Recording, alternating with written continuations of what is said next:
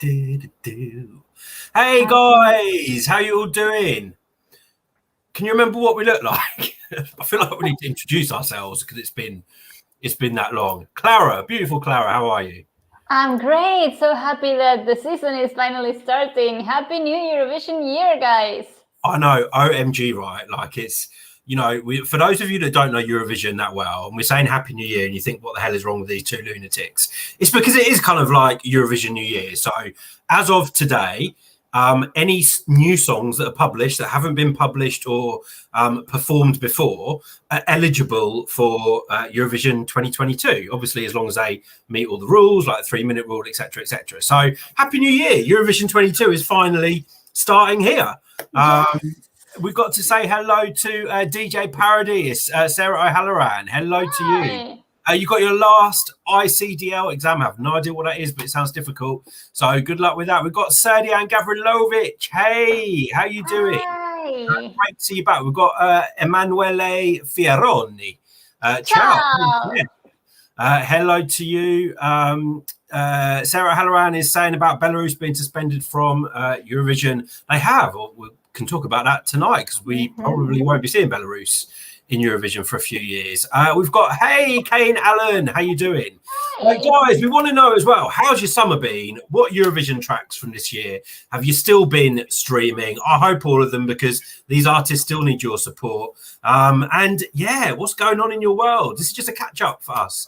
We're celebrating Eurovision 2022, but it's a great chance for us to catch up with you guys as well. We've got Andreas Ubenhorst.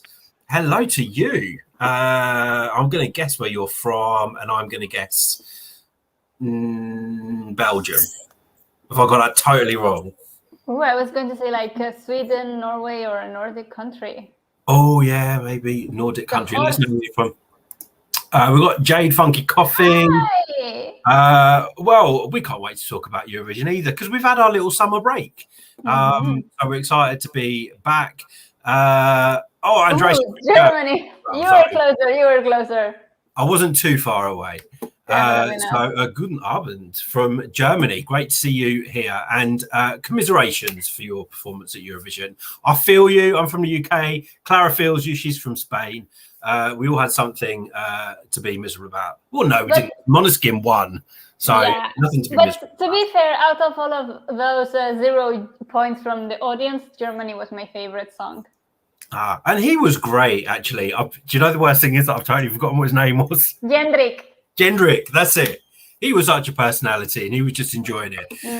We've also got Sam Esman. Hello to you. Let's know where you're from, Sam. So we were just saying Happy New Year, guys. Happy New Eurovision year. Eurovision season starts. Any songs published from today, the 1st of September, as long as they've not been performed or published previously, are eligible to perform in Eurovision 2022 in a city unknown. Come on, RAI. I find that right. No, where are we going next year? We need to book hotels, man. Come on. Is it going to be Turin? Is it going to be Milan? Hopefully, Clara, it's not going to be too long. Hopefully, it's not going to be too long, right, before we find out? No, hopefully it's not going to be too long or too expensive, because then I'm going to be eating boiled potatoes for the rest of the year. Oh, but it'll be worth it when we get to Italy and we can eat some of those beautiful Of course, it will be worth it. Let's any Italians watching, let us know what's the word on the street about where Eurovision is going to be hosted next year.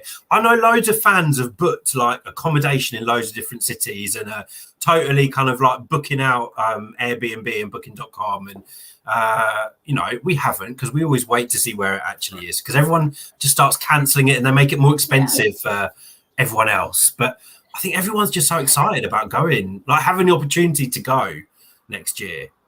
Yeah, especially with the pandemic and like places not being so available or traveling not being so available.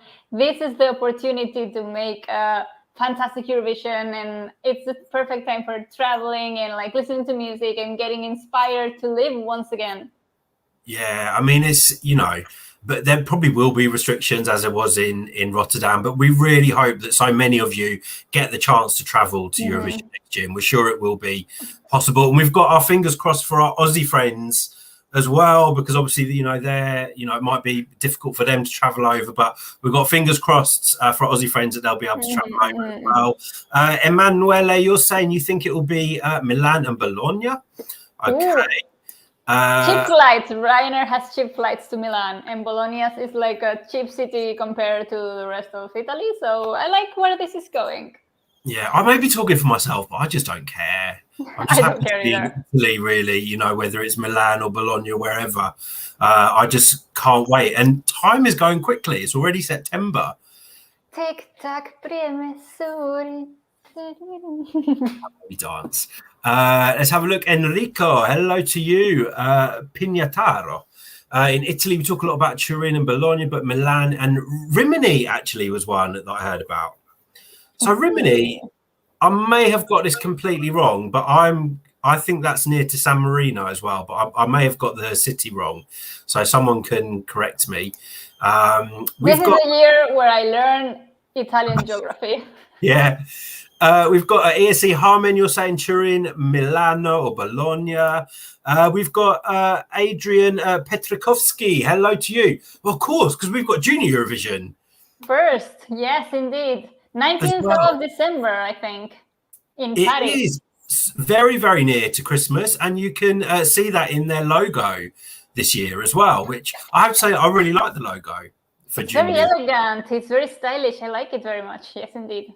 You've got like the Eiffel Tower kind of mixed with Christmas tree, and it's just going to be, I wonder if like the staging is going to be all Christmassy. I don't know, but of course we've got that to come on the 19th of December. Very exciting. And if we're able to be there, we will be there. Guys, I'm just getting a little notification up saying that the Wi-Fi, our signal may not be that great at the moment. So apologies if we're cutting out. Adrian, you were asking who we think. I think you're saying who we think will win Junior Eurovision. I don't know. Maybe Italy could do the double. Ooh. They're back. France was very close this year. Came second in Adult Eurovision and first in Junior Eurovision. So maybe it's Italy. It's really Italy all the way through this year. I mean, they won the Champions League or like some football game. 2021 is like the year of Italy, right? Yeah. So yeah, they won Eurovision. They they came out of a pandemic. Well, not came out of a pandemic, but they were very badly hit. They win Eurovision. They won the European Football Championships. They won literally within minutes of each other the men's 100 meters at the Olympics and the men's high jump. I don't know if you saw when their high jump with the Qatari athlete, and then of course they won the men's 4x100 meter relay as well, which was a huge shock. I have to say, just over, I think it was like a 1/10 of a second over Great Britain as well. So great showing by GB. But this has been Italy's year. So what a way to round it off with the Junior Eurovision win as well. Definitely. What's in the Italian water lately? I don't know, but I want to drink that.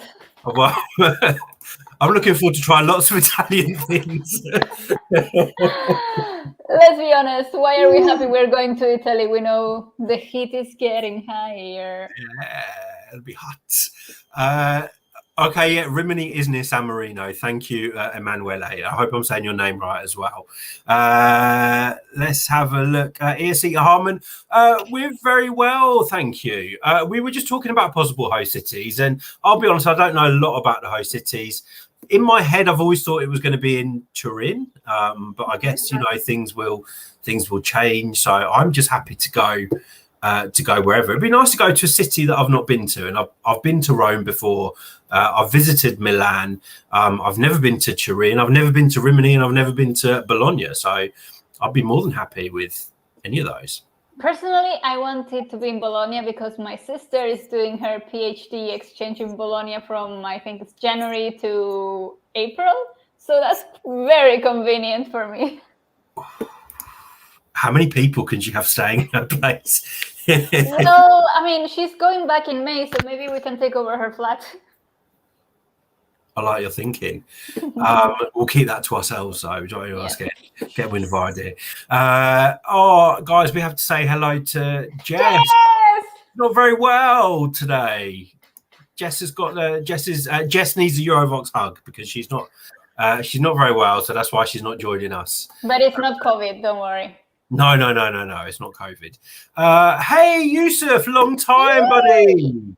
Hopefully dates and host announcement soon. Well, there were rumours that we were going to get it on Monday. Yesterday, yeah. Yesterday, but I think there's rumours in the Italian press, but nothing surfaced. We were unsure because there'd been no hints from kind of the official Eurovision channels that an announcement was coming soon, and we'd normally have kind of some indication. But we did find out that Italy were returning to Junior Eurovision this year, so maybe that's what the announcement actually was, and that's very exciting in itself. So Clara, I want to know, what songs apart from Måneskin have you been streaming since Eurovision this year?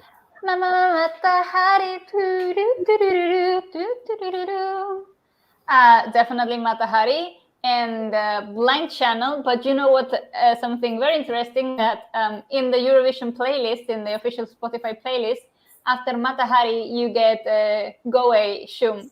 So I am so used to, like, after Matahari ends, suddenly hearing burp, burp, na na na na na na na. So I have, last week I actually added Shum to my playlist just because after hearing. Oh, they're already. They were not there already because it's not the kind of music I listen outside Eurovision. But definitely I've been listening now to Shum, Matahari, and Blind Channel, and obviously Måneskin. Well, yeah. By the way, I think 2 weeks or 3 weeks ago, what's their Blind Channel were in Tallinn, where I live, and they were like causing mayhem in the streets. And they've got a new album, I think, coming out soon. Or is it out? Yes, Balboa. Is it been released now? No, not yet. I think it's coming soon. But I'll tell you who has got a new album out, and it is Firog Flam. So I was very eagerly anticipating their kind of 80s album, and it, maybe it's not as kind of bright as I was expecting, but it's like the whole album, if you listen to it, is all totally 80s. Love it. So that's actually what I've been listening to this week, and I know a couple of my Eurovision friends are actually over in Copenhagen. I know, I saw the post. I know who you're talking about. Watching them live, which is really exciting. So Joe, yes. We know you're not watching us tonight because you're watching Firog Flam, but we hope you're having a fantastic time. And if you watch this back, there you go, there's your shout out. Hello to Tyrone Somua. Hello, long time. We can't wait for Eurovision year to start. We're starting tonight. I know maybe it doesn't feel like it, but yeah, this is kind of the start of the Eurovision season. And you're hoping for, well, this is what everyone's hoping for, isn't it? Our first normal Eurovision back next year. I think we need to hope really, really hard. But what will be fantastic is that I'm almost certain that audience are going to be able to travel to Italy to watch the show this year. Maybe not as big an audience as we're always used to, but I'm really excited for people to be able to travel to Eurovision in Italy next year. Sarah Halloran, yes, she is my Mr. Happy mug. I'm happy. I'm happy. Yusuf, yes, R.I.P. Vidbeer. So we heard today that I think I may have got this wrong, so someone can correct me, but the collaboration between the UAPC and another channel, I think, has resulted in there not being Vidbeer going forward, apparently. But it doesn't mean that we can't still have a national selection to select Ukraine's entry. But I have to say, Vidbeer was a national selection I've always really enjoyed, and they've always brought it in terms of their national selections to Ukraine. I love the one where Marov was in it. It was amazing. We're talking about that iconic moment with Jamala. Yeah, that one. But like, I prefer about the musical show and like Marov's actual performance, because I am still very sad that that song and that artist didn't get to go to Eurovision, because it was for me was the winner that year. Yeah, it possibly would have won Eurovision, and I'll always stick by that. And is the best song never to go to Eurovision, in my opinion. And strangely enough, I was listening to it yesterday. So I'll be honest, over the past few weeks, I haven't listened to a lot of Eurovision 2021 tracks over the past couple of weeks, but I was listening to that one yesterday, and it always makes me always makes me happy. And I think Vidbeer as well were experts in recycling their set, from what I can remember, because I'm sure their set was like the same every year. But yeah, it's gonna be a shame that if we don't get Vidbeer going forward. But hopefully we will get a selection of some kind. And I don't really know the full story behind what's going on with the Ukrainian TV, but I'm hoping it's not something that puts their Eurovision participation in jeopardy. Obviously, because we've had years where we've missed Ukraine, obviously with the whole Maru thing, and we also missed them in. Didn't we miss them the year before that as well? Yeah, I think so. It was What was that? 2 years. It was in No, they were in Lisbon, weren't they? Yeah, with piano vampire guy. Oh, I think it's 2020, wasn't it? COVID. That's why yes. So yeah, as long as Ukraine are back, obviously Belarus aren't likely to be back next year. Which is a shame, because the songs that Belarus usually brings, if we take away I Love Belarus, Got It Deep Inside, normally their songs are so great and they bring so much fun to the contest. Yeah, I mean, I didn't like all the drama that we had this year. Obviously, there's things going on in Belarus that I do not like. But these things kind of always affect just the normal people, the normal person in Belarus, So I'm sad for any Belarusian fans that won't be able to support their country in Eurovision. But hopefully things will change in Belarus. Hopefully we'll get either the state broadcaster in another form under different control will be able to return one day, or there may be an independent broadcaster at some point in the future. But unlikely that we're going to see Belarus in Eurovision for a good few years, I think. And we've got this week news on other selections, like Supernova from Latvia is returning. Estonia's Estilaul are the quarterfinals. So Eurovision is starting to come to our lives again, like fully come to our lives. Yeah, and we're actually getting news about national selections before we even know the host city. So Italy, come on, don't leave us waiting too much longer. We're desperate. Dai, Italia, dai. I know all of our Italian fans are desperate to know where it's going to be as well. And any Italian viewers watching, we may need your help with accommodation. So if anyone can offer us a bed, if it's in your host city, make sure you keep in touch, because we'd be more than grateful. We are very clean and we cook, so we are good people to host. Clara cooks. I cook for all of them. Yeah, I'm better at eating. Clara's better at cooking. Yes, indeed. It's true. Can I tell them the chips thing? Yeah. So whenever me and Clara get like fast food, like McDonald's or Burger King or KFC, she always gets a meal, and I always say to her, but you're not going to eat your chips. And she never eats her chips. I never eat my chips. I like to look at them and think I'm going to eat them, but like the reality is very different. What? I probably end up eating them for you. Yeah. Don't I? Yeah. Let's have a look. We've got Lou Johnson. Hello to you, Lou. You're asking our thoughts on Turkey. Eurovision Twitter account tweeted about a possible return a few months ago. Yes, they did. So they've been very open and transparent in saying that they're having conversations with the Turkish broadcaster, TRT, I think they are, with regards to coming back to Eurovision. I'd love to see them back. Something they would be so vocal about if there was no chance of it happening, right? Yeah, absolutely. Maybe it's a way to put pressure to the people that are not so open to Eurovision in the Turkish side, like knowing that Europe is open and like really willing to have them back. I think maybe that's some sort of strategy in a way, but I would love to see them back. I love the element that Turkey brings to the contest. It's always so different and ethnic, and what we love about Eurovision is having all the different styles mixed in a whole show. And I really miss what Turkey brought to the contest, because Serta Erener is one of my favorite entries ever. Every way that I can, and her sass and her voice and her vocals, I don't know. I miss Turkey, and I don't know, Jambuomo.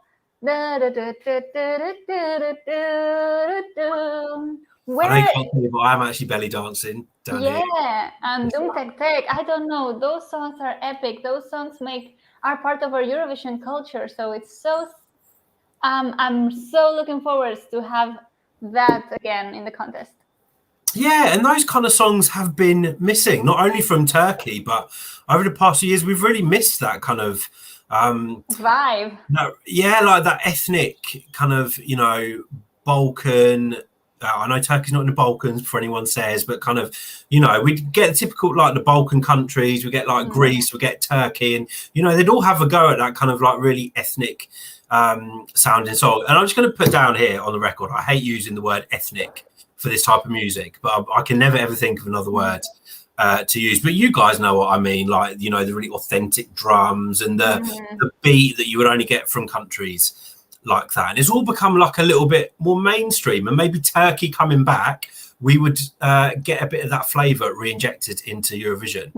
I know Jess is watching this and she loves those type of songs as well, and they have been missing. So, and also the rock that Turkey brings, it's amazing. And maybe this year is the perfect year to bring the Turkish rock back again, because normally when a song wins the next year, the other countries and contestants try to slightly replicate the formula. So Måneskin won with a banger rock song. So maybe Turkey, this is your year to come back with a rock song. And Turkey they brought some great rock, didn't they? Had For Real. Yeah. I want to go the one that goes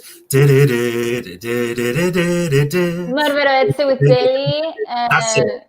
Manga. For all this time. Oh, come on, Turkey, come back. We miss you.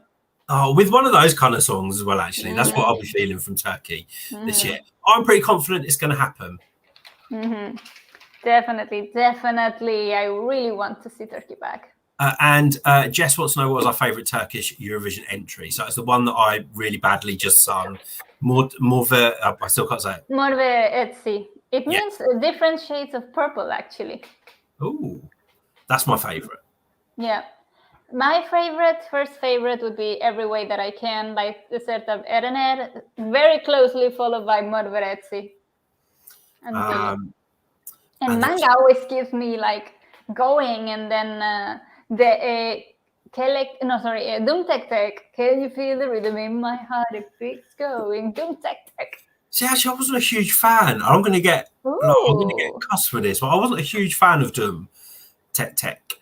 And Chan Bonomo, I did really like. Oh, yes, indeed. And there was another guy. Shake it up, shake it in. That's it. I know what you're feeling. Shake it up, shake it in. Guys in the chat, what's your favourite Turkish Eurovision song? Jess wants to know. Let's say hello to Rai Bailey. How you doing, Rai? Hi, Rai. Nice to see you again. Yeah, I think you're at school or college, so hopefully you've been enjoying your summer. Sam says, hopefully within a few years we'll have Turkey, Andorra, Luxembourg and Belarus back, with Kazakhstan joining too. Power to that. I think out of your list, Turkey and Kazakhstan are probably the most likely. There was talk, wasn't there, over the past couple of years about Andorra. Suzanne Georgi, who represented Andorra. I think she's Danish from what I can remember, but she represented... Oh, really? Yeah, maybe Danish, but living in Andorra. She was trying to get funding to get Andorra back to Eurovision, but it doesn't look like it's not happening next year. Jess wants to see Liechtenstein as well. And yes, Dinley from the 90s is another one of my favourite Turkish songs. Have you seen that one, Clara? Yes, I think you've showed me. Love it. Emanuela, you're saying you hear many people saying that 2021 Eurovision has made a big change for the contest. I 100% agree with you in a number of different ways. But Clara, have you got an opinion? I think it showed that a song doesn't need to follow a Eurovision formula to actually win the contest, and it has that actually is more beneficial than following the typical formula, because we've seen Måneskin, we've seen Blind Channel, we've seen how all of those not so typical Eurovision songs and Eurovision artists do really, really well after the contest. if we look at the top 6 or top 10, bless you, the songs are not in English, they're in their national languages, and look who won, who came second, who came third. Those are not your typical Eurovision Song Contest formula. So maybe this is the year where countries, delegations, TV stations look at what really works. Yeah, and it's, one of the things that I was going to say was about the national languages, and it was I'm sure it's 4 out of the top 5. I have them here. I'm so prepared. Actually, this is the paper I wrote with my votings during the Eurovision Song Contest, and I kept. So Italy, France, Switzerland, Iceland, Ukraine, Finland, Malta, Lithuania, Russia, and Greece. That is the top 10. So 4 out of the top 5 then were not in English, and then we also had Russia in the top 10, which mainly not in English. And even if Iceland was in English, the genre was not mainstream. It was a fun, entertaining song that you would not see anywhere. Yeah, it was just, but you know what else it's also changed? I think this is, and they've been getting this kick for a long time, but for the countries that have typically been doing badly, no matter how big you are, how much money you put in, you can't turn up to this. You have to put in the effort. And I think countries like the UK, I think countries like Spain and countries like Germany will be taking note of that. And it's actually made it a bit more embarrassing for them, for countries like that, because you can see the scale. You've got your Måneskin, you've got your Go Away, you've got even great performances like Greece this year, and then you've got the UK with the trumpets, you've got Spain, and I don't know what's going on with Jendrik, but I like Jendrik. That's my soft spot. Yeah, my guilty pleasure, my soft spot. I thought it was so endearing.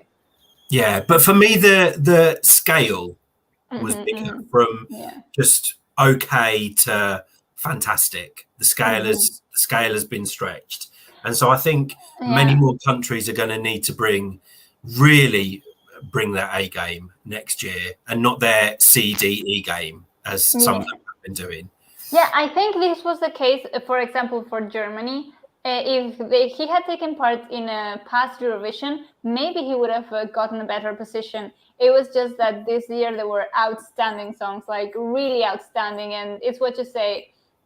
Some countries brought their A game and really gave their best, and sometimes you get like I don't want to say mediocre, but like a competition, Eurovision that is not so fantastic, bombastic in your face, and then those songs have more possibilities. Yeah, I mean, this was the slap in the face that we needed this year after the pandemic anyway, wasn't it? It woke us up. I still can't believe, because it doesn't feel like we had that 2-year break in between Eurovisions. It was an odd feeling, wasn't it? When we were there in Rotterdam, it didn't feel like it had been 2 years. Maybe that's because of what we've been through over, throughout 2020. But yeah, it's just got us back into that cycle of Eurovision coming around really quickly now. Yes, I'm so excited, and I can hide it. But something else that we're very excited about, that we were talking about earlier, is more kind of Eurovision related news, and it is Abba. Yes, guys. And this big reveal that's going to be happening tomorrow. So, guys, if you like Abba, obviously one of the biggest Eurovision winners we've ever had, one of the biggest bands ever in the world. They're revealing some big news. There's been some teasers. There's a live stream on their YouTube channel tomorrow at 5:45 UK, 6:45 Central Europe time, and 7:45 Eastern European time. So make sure that you log on to watch this like worldwide live stream. It's under the name of Abba Voyage. People are talking about there possibly being a new album. We know there's probably going to be news of this kind of hologram tour, and we might even get to hear a new song tomorrow or Friday. We will see, but I'm feeling more excited about that than anything right now. So yeah, big news, and it's been nice to see like the Abba fans kind of wake up this week because everyone's so excited about it. Yeah, I love how it's 1st of September and we're getting so many Eurovision news and Eurovision related artists like dropping hints, albums, songs. The whole Eurovision is coming back together again. But yeah, guys, go to the channel, set your reminders. You must watch that tomorrow evening, and I hope it's a big announcement. I really hope that we get to hear some new music from them. Jess wants to know your favorite Abba song, Clara.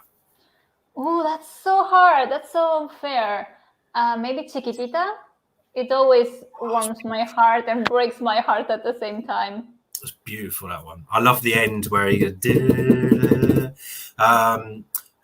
There's three, and I really can't choose between the three, so I'll just say all of them. Dancing Queen is the best pop song ever written. The Winner Takes It All is just absolutely beautiful. And The Day Before You Came is just a masterpiece. So they would have to be my favorite three. I mean, maybe one of these new ones will be challenging for my top three. We will see. I've heard there's 5 songs. I've heard other people saying that they've got enough for a new album. A new Abba album would be out of this world. Yusuf, I can see you doing a lot of Abba chat. What's your favorite Abba song? Jess's one is Does Your Mother Know? Oh, I love that one. It's so cheeky. I'm getting to an age where I can actually like sing that song to guys. Have you sung it to a guy? No, but I'm very close because lately I just get hit by 21-year-old people and I'm 30 and it's hilarious. Where do you hang out and what's the address? Well, actually, I went like 2 hours before this live. I went to the shop to buy some wine, and I was in the like 10 meters away from my house, and a Swedish guy just asked me out for drinks. But the week before that, someone in Spain, and the week before that in the same supermarket in the meat section. I don't know, and the week before that in a bar. So Tallinn, come to Tallinn. All the 21-year-olds are apparently like older people. I'm just going to say hello to Mr. System as well. I'm sorry I didn't see your comment before. But Golf Ireland in the football, yes. Sardian says Waterloo is their weakest song. Do you know what? It's not one of my favourites, Waterloo. On its own, it would be fantastic. But compared to like everything else they brought out, it's not one of my favourites. And there is one that I don't really like that much. Tell me. It's SOS. Which one? SOS. Oh, it's like a filler song. It's what you say. It's like Waterloo. Like if it was like a one-hit wonder kind of band, yes, that would be great. But compared to the greatness that they can create. And just another one I have to say is Take a Chance on Me as well, because that's like a happy song for me that always makes me feel good. Hello to Alban Kalochi. We're sending you lots of love as well. Thank you for the very, very kind comment. Hopefully we'll be seeing you in Italy in 2022. Jess wants to know if we can make one rule change for Eurovision 2022. What would it be? Live orchestra and live backing vocals. Live orchestra would be amazing. And I have to say, I really thought I was going to miss the live backing vocals this year. But I didn't really notice. Is that bad of me to say? Maybe the live backing vocals in Junior Eurovision for sure. Yeah, I understood why they needed to have pre-recorded backing vocals in Rotterdam, and I was one of those people that said no, but they need to bring back the live backing vocals for next year. But it didn't make a huge difference for me. And I think part of that is because over the past few years, a lot of the live backing vocalists have been shoved off stage anyway and you don't see them. And some of the kind of the staging of songs has been very much on the artist rather than the kind of full package. And we've been going in that direction. So I'm going to say let the pre-recorded backing vocals stay. But one rule I'm going to implement in my new position as executive producer of Eurovision 2022 is that the UK is not allowed to enter unless they have something that seems like they've put in a lot of effort. There you go. It's a very selfish rule that I've implemented there. But necessary. I think Spain should follow that guideline. Yeah. Or I have to okay the song. Absolutely. Let's start a platform where Andy is the one that has to okay the song. Yeah. And I'll get some of you guys involved as well. Yusuf, you can help me choose the UK song for next year. We'll stick you in the rule book as well. Serjan, I'm loving these Abba people. Apart from who's this? Ray Bailey, you're not keen on Abba. Well, that's cool. They're not everyone's cup of tea. Ray Bailey, I like you because you're a hater about everything we say. Let's have a look. Serjan, you're saying gimme, gimme, gimme. Oh, what an absolute banger. Let's have a look. Have we seen the Netta meme about host cities? No, I haven't. Can you send it our way in any shape or form? Or tag us? Oh, sorry. No, or tag us in the meme so we can see and comment. Jess wants to know, do we think the Big Five should have to go through semi-finals? Yes. Learn the hard way. Learn the hard way is the only way people learn sometimes. Yes and no is my answer. And yes, I agree totally with what Clara's saying.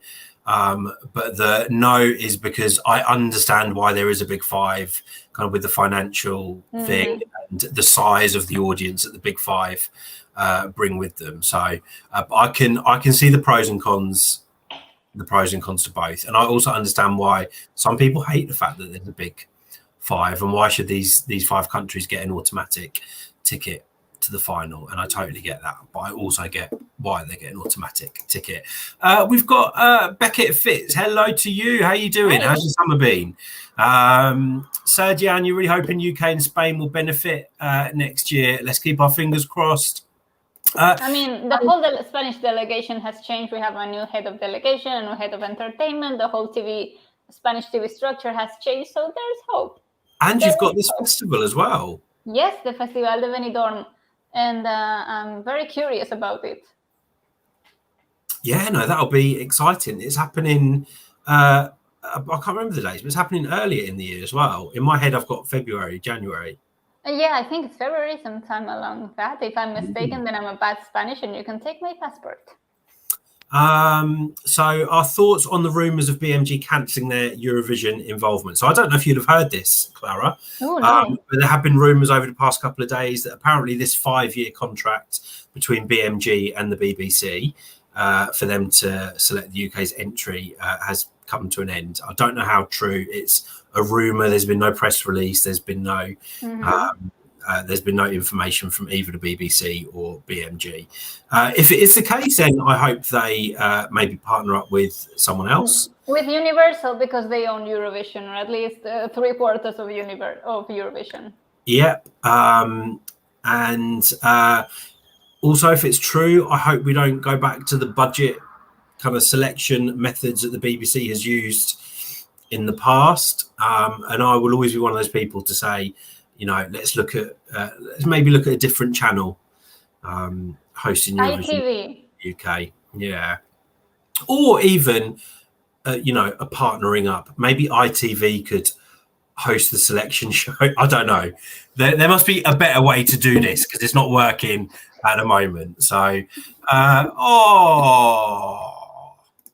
hey, Stu. Hola, guapo.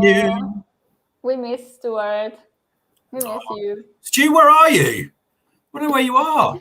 He just said he wasn't in the house. I don't know what that means. You didn't rock up, Stu. I'm only joking. We knew you weren't coming tonight. Ray Bailey saying that UK would never make a final if it had to do a semi. We've got Miss Clara Lien. Latvia. Yes, I'm going to Latvia in 2 weeks. I have an art festival there. And Klaus, I hope you come and watch and see me painting, or come see my mural, or let's maybe have a coffee. Have you met before? No. Do you know what Klaus looks like? Yes.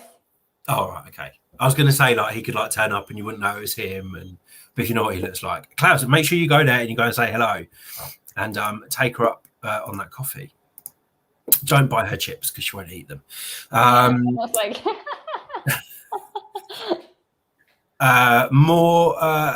Yusuf just saying that Rome is out according to Twitter. Milan. My budget is happy. Yeah, and Pesaro as well is another city that we haven't mentioned. I'm relying on someone to tell me where that is in Italy because I'm not quite sure. I know there's a great rhythmic gymnastic competition every year in Pesaro, so maybe they have a huge pavilion. Serjan is saying, do we think national selection is still a better option for the UK? Well, great question. Go ahead. There's different factors in this. If it's a national selection that we've had before that's on a TV station that no one watches, other than kind of hardcore Eurovision fans that think they know what the perfect song for Eurovision is and that's what they will vote for, then no, I don't think a national selection is good for the UK. If it's a national selection that is buried or among kind of, is on at 2 o'clock on a Sunday afternoon and there's only a certain audience watching, then no. If it's a national selection that is in the style of something like The Voice or X Factor that can get a lot of the younger generation involved and can get a big audience, then yes, I think it'd be fantastic because I think that would draw great songs and I think that would draw great artists, and also hopefully something that the BBC don't kind of handpick the artists and the songs themselves. I think it needs to be a bigger format where there's maybe a bigger pool to choose from and the public can start to narrow that pool down. So yes, hopefully with Måneskin's success in the UK, producers, television stations have seen the potential of actually doing a national selection where people can, relate it to Måneskin. Then it would be really watched, really viewed, and maybe they could have Måneskin as guest performers. Then that would definitely bring views. Yeah, or have like Måneskin as like mentors one week or something, or it could be a really exciting format for the UK, and it just all comes down to money, and that's why I always say give it to ITV. They got the money, they get sponsorship, they get the commercial revenue. Give it to ITV and let them do something much bigger than what we've been given so far. Let's have a look. Clavs, yes, you're going to take Clara for a coffee. Good for you. We've got Vig's Flash Films. Hello. Hi. To you. You hope next year countries like Bulgaria, Iceland, Lithuania, Cyprus will send great songs next year. You'd love to see a country win for the first time. I want to see Cyprus send something that's different. That's not Eleni. Yeah. I want to see them send, it would be great to see some Cypriot rock. Ooh, love that. I know who you're thinking and I like that. Let's have a look. Iceland. I want to see Iceland come back with something just like really poppy. Bulgaria, I'm always excited to see what Bulgaria will come with. Oh, lots of love to the Eurovision Bulgaria. They're great people and they're a great team, and I enjoyed meeting them very much. And Lithuania, what type of song would Lithuania send next year? They're so eclectic. The Lithuanian music scene is so eclectic. I never know what they're going to come up with. I'll tell you who I'd like to see come back this time for Lithuania, and I can't remember his name. It began with a G, and he had like train tracks in the. Oh yeah, Gebrasi. What is it? Gebrasi or something like that. I really liked him. I'd like to see him come back. I mean, his song was beautiful, and any other year when you didn't have the Roop, that would be the one that the one that I was rooting for. And Vigs as well, all those countries apart from Iceland looking very cheap to me. So yes, I'd be happy. I think Iceland is very expensive, unfortunately. Yes. We could have a long string of cheap countries and then Iceland. Then our budget would be fine for that. I'll be more than happy for Iceland to come second next year. Or first with a jury, but not make it to the televote. Yeah. Hey, Jose Santos. I think Clara looks cute. Am I thinking about not going to Italy by plane? Hell yeah, I'm going on the train. You know me and my fear of flying. If I can get there by train, I will get there by train. So I have no intention of flying to Italy next year. And I like going on the train because you get to see the beautiful scenery as you go along as well. Let's have a look. Frank, you're saying you hope Eurovision will be in Milan next year. We will see. Jess wants Malta to win Eurovision. Oh, that would be amazing. What a party, what nice weather, beaches, and so on our free day. I don't know. I like the idea of Malta. Oh, I love this question. I have no faith in Spanish public whatsoever.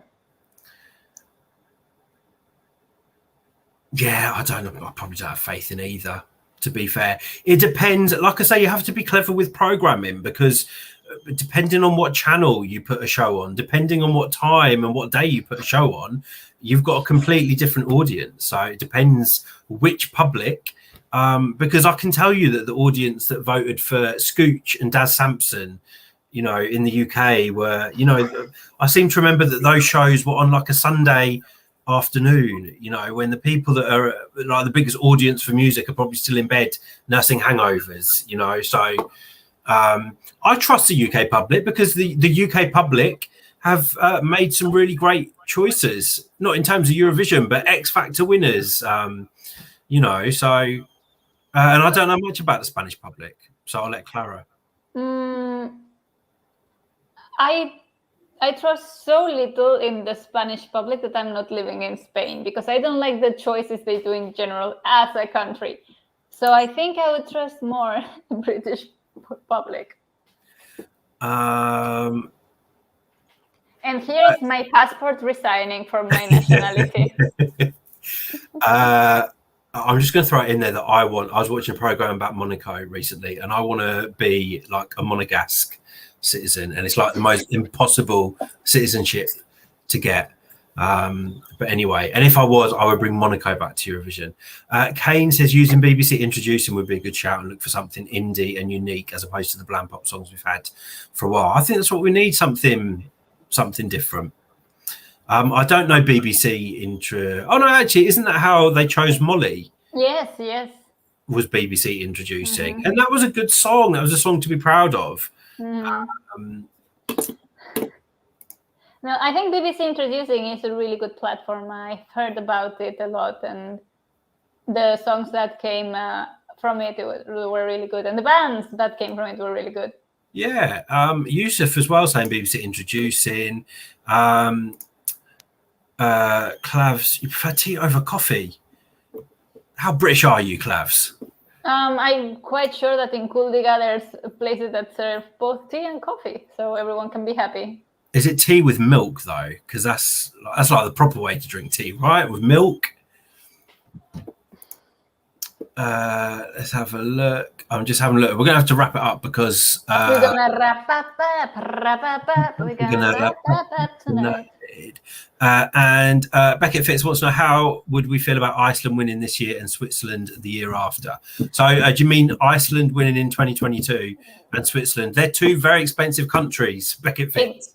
It means I will be eating boiled potatoes or carrots for 2 years in a row, and probably I will be size -1.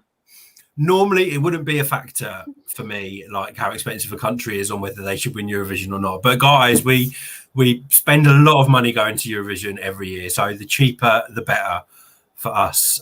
This business isn't cheap, unfortunately. Nope. We need a sponsor. Do you know, guys, anyone that wants to sponsor our craziness? We'll crowdfund our trips to Eurovision. But yeah, Iceland and Switzerland are two very deserving countries. Yes, well, I mean, Switzerland especially, they've turned it around in the past few years. So, you know, if they were to win, it would be very deserved. And we have to say, we've got Avril fan here from Hrvatska. Hello to you. And I was saying hello to you, but we're going to wrap it up and say goodbye as well, because we've been on here for very long and you're probably bored of our faces by now.